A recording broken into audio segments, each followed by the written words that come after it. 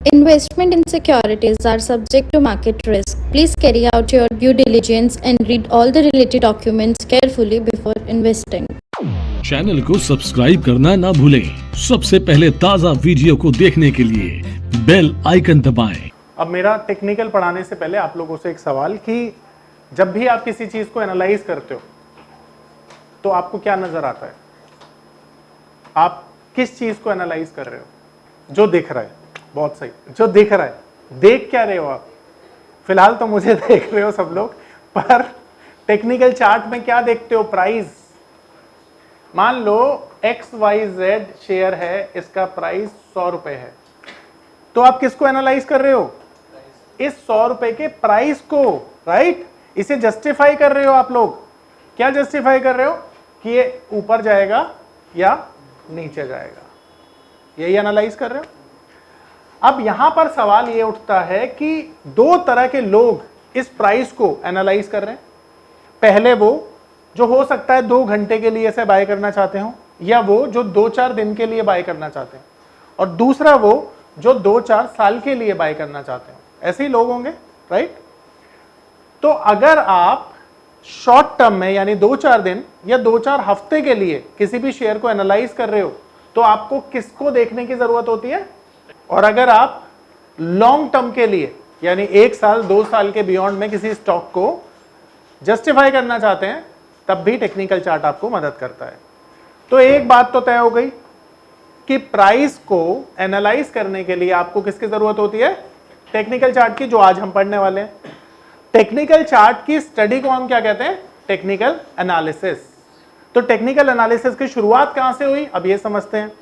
तो technical analysis की शुरुआत हुई थी जापान से, ठीक है?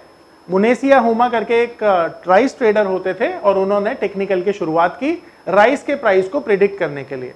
धीरे धीरे अमेरिकन्स ने इसका यूज करना शुरू किया, उसमें फाइन टोन किया, और modern father of technical analysis हम मानते हैं कि चार्ल्स डाउ साहब थे, और चार्ल्स डाउ साहब डाउ मैगजीन के एडिटर थे। उन्होंने डाउ थ्योरी भी बनाई जो मैं आपको पढ़ाने वाला हूं। ये सारी चीजें आज के समय में अगर हम बात करें, अगर आप ट्रेडिंग करते हैं तो बिना टेक्निकल चार्ट के तो ट्रेडिंग करना असंभव है, ऐसा माना जाता है। तो आज के समय में जितने भी चार्टिस्ट होते हैं, एनालिस्ट होते हैं, वो किसको फॉलो करते हैं? टेक्निकल चार्ट को। और आज से आपकी शुरुआत होने जा रही है टेक्निकल एनालिसिस की, जहां पर आप पढ़ेंगे कि चार्ट को किस तरह से पढ़ा जाता है और चार्ट को पढ़ने के बाद किस तरह से प्राइस को प्रिडिक्ट किया जाता है।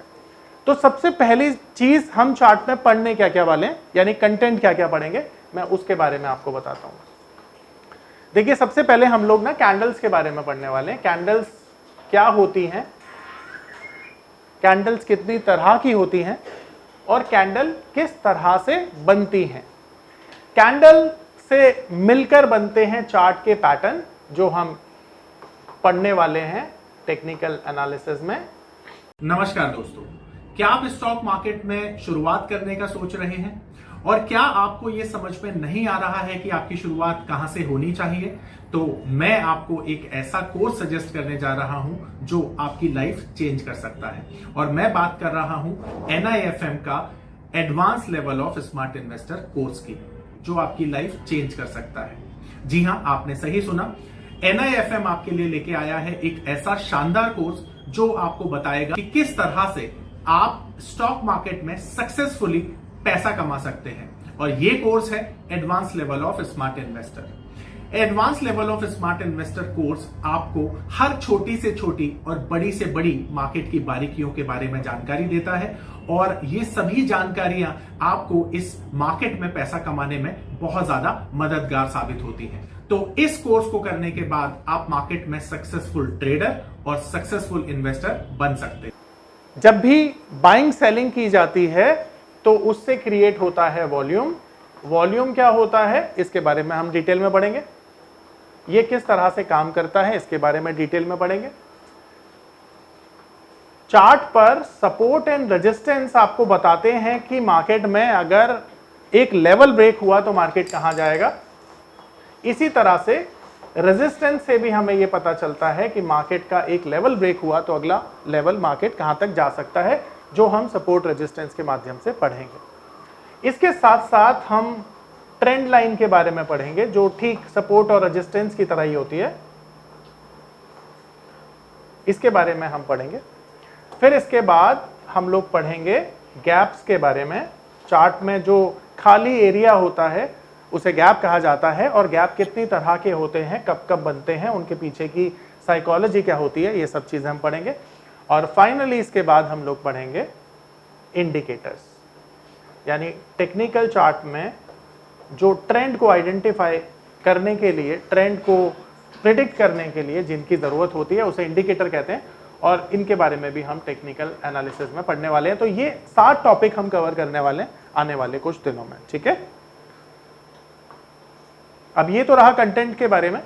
अब मैं आपको बताऊंगा टेक्निकल का आप यूज करके क्या क्या चीजें कर सकते हैं। देखो, टेक्निकल का यूज करके ना आपको ट्रेंड को प्रिडिक्ट करना आता है, यानी ट्रेंड को जानने के लिए किसका यूज करते हैं आप, तो ट्रेंड आइडेंटिफाई किससे होता है, टेक्निकल चार्ट से होता है।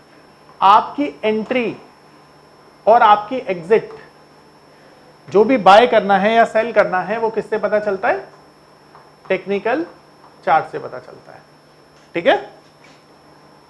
और आपका स्टॉप लॉस कहां होना चाहिए वो भी कैसे पता चलता है, टेक्निकल से पता चलता है।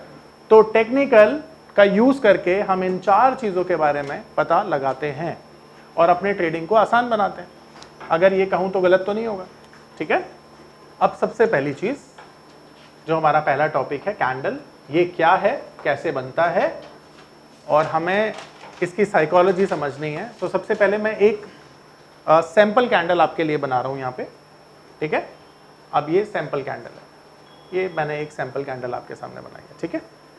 अब इस कैंडल में ना 2 चीजें आपको नजर आ रही होंगी। पहला तो ये बॉडी, जिसको मैं हाईलाइट कर रहा हूं अभी, इसे कहा जाता है बॉडी ऑफ द कैंडल, ठीक है। और ये जो ऊपर और नीचे लाइन है इन्हें क्या बोला जाता है, शैडो या विक, ठीक है। कुछ भी बोल सकते हो, विक बोल दो। अब ये हो गई कैंडल की पूरी फॉर्मेशन। अब सबसे बड़ी बात ये कि ये जो कैंडल की फॉर्मेशन है ये किस तरह से बनती है। ये पावर ऑफ नंबर थ्योरी इतनी बेहतरीन थ्योरी है कि इसे करने के बाद आप एक अलग अनुभव करेंगे और आपको लगेगा कि शायद इसी चीज की आपको तलाश थी। बहुत सालों की ट्रेडिंग के बाद, इन्वेस्टिंग के बाद आपको शायद ऐसे प्रोडक्ट की जरूरत थी जो मार्केट में आपको वो कॉन्फिडेंस दे पाए, जिस कॉन्फिडेंस के साथ आप रोज पैसा कमा पाए और जितना आप चाहें उतना पैसा कमा पाए। तो हमारी ये जो पावर ऑफ नंबर थ्योरी है ये आपको आपकी सभी इच्छाओं को पूरा करने के लिए है। और आप देखेंगे कि इस थ्योरी को करने के बाद जो आपका कॉन्फिडेंस है, आपकी जो एक्यूरेसी है, आपकी जो क्षमताएं हैं मार्केट से पैसा कमाने की, वो बहुत ज्यादा बढ़ जाएंगी। और आप देखेंगे कि जो आपने आज से पहले अनुभव नहीं किया था अपनी ट्रेडिंग के दौरान या इन्वेस्टमेंट के दौरान, आप इतना बेहतर अनुभव करेंगे इस कोर्स को करने के बाद। ये समझना बड़ा इंपॉर्टेंट है। तो प्राइस एक्शन से ये क्रिएट होती है। प्राइस एक्शन किसे बोलते हैं, देखो मार्केट कितने बजे ओपन होती है, सुबह 9 बजे, ठीक है। और मार्केट क्लोज कितने बजे होती है, 3:30 बजे क्लोज हो जाती है, ठीक है। अब इस बीच में मान लेते हैं XYZ शेयर है, ये क्या करेगा, प्राइस एक्शन करेगा, यानी ऊपर जाएगा या नीचे जाएगा प्राइस, राइट। तो अब ये जो प्राइस ऊपर या नीचे जाएगा ना, उसमें 4 इंफॉर्मेशन हमारे पास होंगी, ओपन प्राइस, हाई प्राइस, लो प्राइस और क्लोजिंग, करेक्ट है। ये चारों इंफॉर्मेशन हमें कहां से मिलेंगी, प्राइस एक्शन से। अब इसी प्राइस एक्शन से ना इस कैंडल का फॉर्मेशन होता है, ठीक है। अब इस प्राइस एक्शन को हम एक, मैं कहता हूं कि एक नंबर में देखते हैं प्लेस करके, और फिर और अच्छे से समझ में आएगा। मान लेते हैं कि एक स्टॉक है, उसका ओपन होता है 100 रुपए पर, ठीक है। इसी स्टॉक का लो प्राइस लगता है 97 रुपीज पर और हाई प्राइस लगता है 105 रुपए पर, और इसका जो क्लोजिंग आता है वो कितना आता है, 104 रुपीज पर। अब ये पूरा प्राइस एक्शन है जो एक दिन में इस XYZ शेयर में हुआ है, 9 बजे से लेकर 9:30 तक। अब इसी प्राइस एक्शन से क्या होगा, कैंडल का फॉर्मेशन होगा। तो इसी प्राइस एक्शन से क्या होगा, इस कैंडल का फॉर्मेशन होगा। तो अब ये जो विक है ना ऊपर वाली, इसे हम कहते हैं हाई ऑफ द कैंडल, ठीक है। और ये जो लोअर विक है ना, इसे क्या कहते हैं, लो प्राइस ऑफ द कैंडल। अब ये जो कैंडल है ना, ये दो कलर की हो सकती है, ग्रीन और रेड।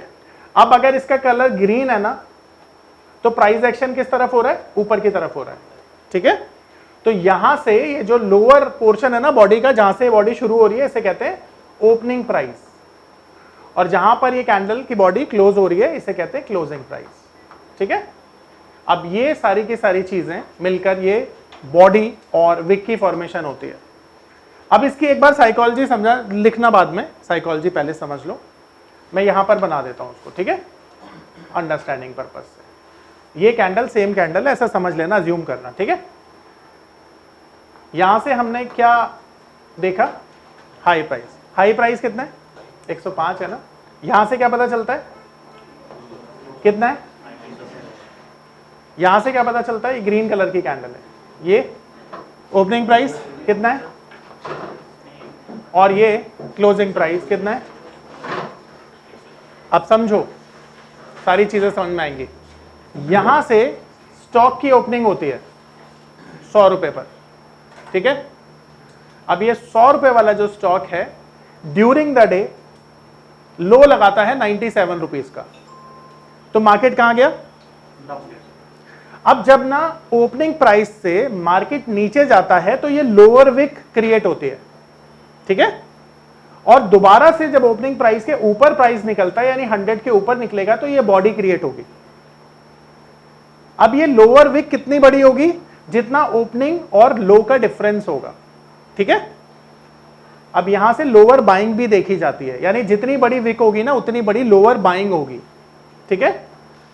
अब यहां से बॉडी बनेगी, प्राइस जा रहा है 100 रुपए, 101 रुपए, 2, 3, 4, 5, 6, 7, इस तरह से। एंड प्राइस दिन के दौरान कहां पहुंचा, 105 पे।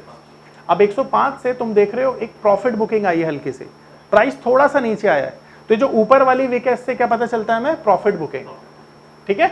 अब यहां पर इस साइकोलॉजी को समझते हैं हम। तो एक स्टॉक जो 100 रुपए पर ओपन हुआ, नीचे गया 97 पर, कुछ स्मार्ट मनी ने खरीदारी की, जिससे कि प्राइस ऊपर की तरफ गया।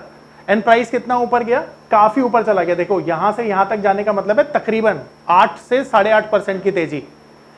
एंड फाइनली मार्केट में 1% का प्रॉफिट बुकिंग आया, और क्लोजिंग जो आई कहां पर आई, 104 पे आई।